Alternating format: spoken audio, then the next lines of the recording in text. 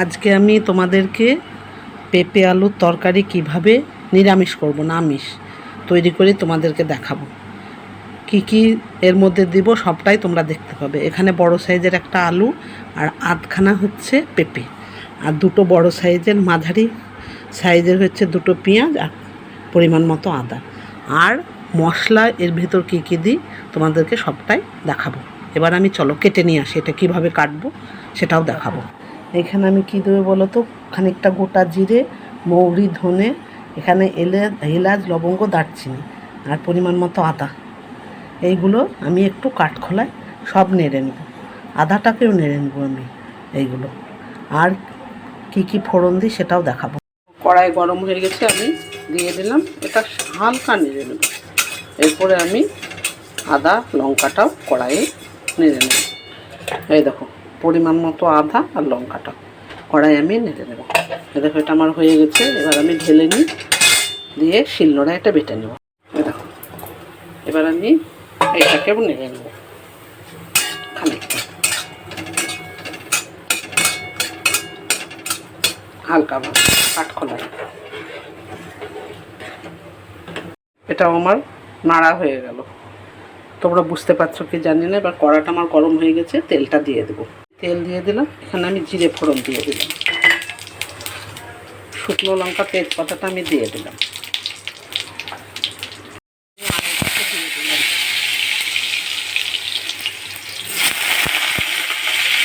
এটা আধ ভাজা হয়ে গেলে আমি পেঁপেটাকে দিয়ে দেবো। দেখো আমার আলুটা ভাজা হয়ে গেছে। এবার আমি পেঁপেগুলো ছেড়ে দেবো।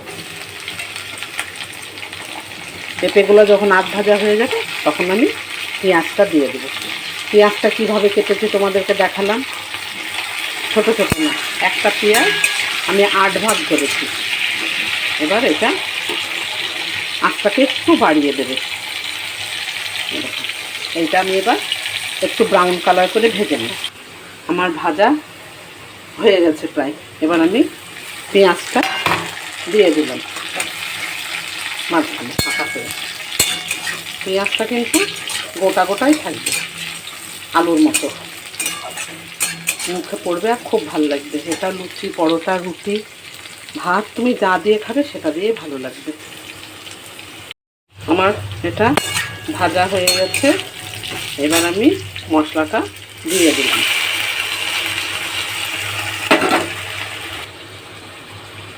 আর পরিমাণ মতো নুন দিয়ে দিলাম, আর মিষ্টিটা আমি পরে দেব।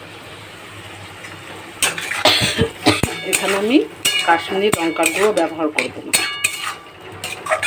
অত লাল লাল এটা হবে না।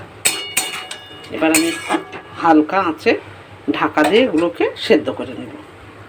ঢাকনাটা খুলে দেখো আমার এটা সেদ্ধ হয়ে গেছে। এবার আমি চিনিটা এখানে অ্যাড করে দিলাম। আমার এটা হয়ে এসছে। এবার আমি একটু ঘি দিয়ে দেবো।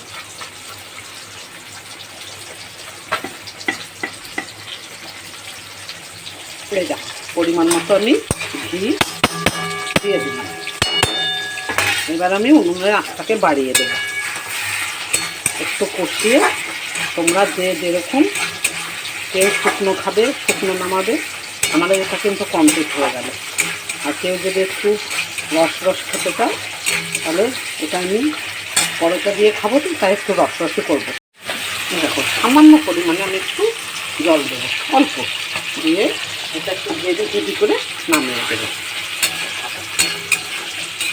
এখানে গরম জল অ্যাড করবে, তাহলে জিনিসটা খুব টেস্টি হবে যে কোনো রান্নাতে। দেখো উনুনটা একটু কমিয়ে দিলাম। এবার আমি একটু নামিয়ে দেবো।